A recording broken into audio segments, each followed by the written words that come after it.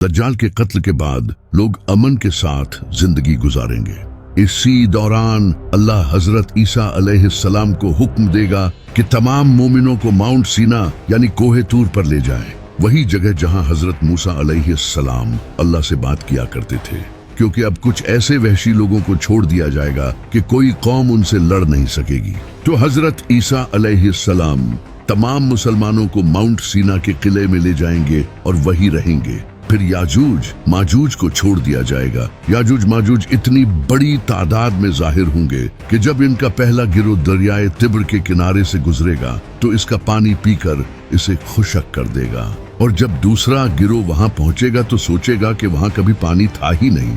वो चूंटियों और टिड्डियों की तरह चारों तरफ फैल जाएंगे और जमीन पर तबाही मचाएंगे। जमीन पर हंगामा और कत्ल गारत करने के बाद वो कहेंगे, हमने जमीन की तमाम मखलूकों को कत्ल कर दिया है, अब हम आसमान वालों को मार डालेंगे।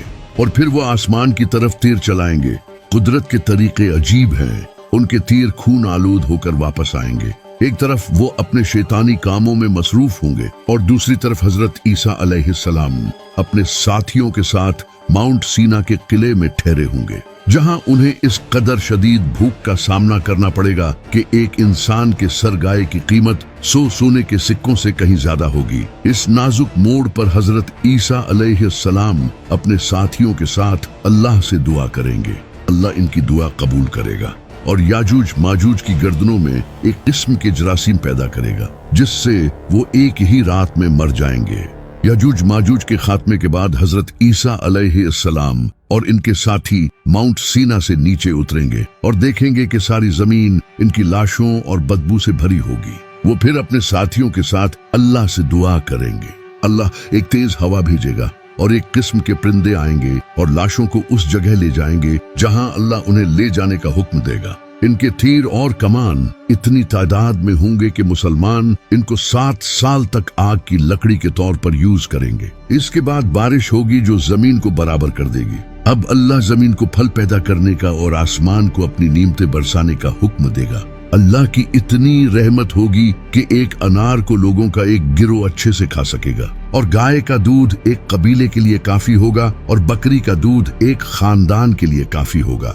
हजरत ईसा अलैहिस्सलाम 40 साल तक मुसलमानों की इमामत करेंगे और दुनिया में इंसाफ से हुकूमत करेंगे। इन 40 सालों में दज्जाल के कत्ल के 7 साल भी शामिल हैं।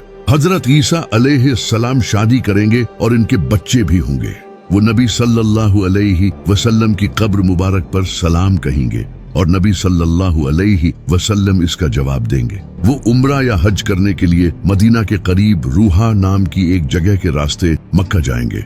इन तमाम वाक़यात के होने के बाद वो वफात पा जाएंगे। मुसलमान इनको रोजा सल्लल्लाहु अलैहि वसल्लम के पहलू में दफन करेंगे। हजरत ईसा अलैहिस्सलाम की वफात के बाद यमन का रहने वाला कबीला कहतान से जहजा नाम का इंसान खलीफा बनेगा। इसके बाद कुछ और बादशाह होंगे जिनके दौर में कुफ्र फैलेगा। इस दौरान एक घर मगरिब में और दूसरा मशरिक में जमीन में धंस जाएगा, जहां तकदीर के मुनकर रहते होंगे। फिर एक अजीब किस्म का धुआं आसमान से नीचे जमीन तक पूरी दुनिया को सियाह करता हुआ नजर आएगा। ये 40 दिन तक जारी रहेगा और मोमिनों को ठंडा करेगा और काफिरों और मुनाफिकों को बेहोश कर देगा।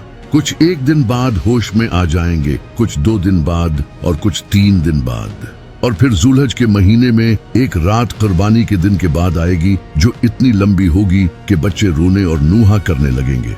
मुसाफिर थक जाएंगे और मवेशी चरने के लिए बहुत बेचैन होंगे। लोग रोएंगे और माफी मांगेंगे। आखिरकार सूरज तकरीबन 3 या 4 रातों के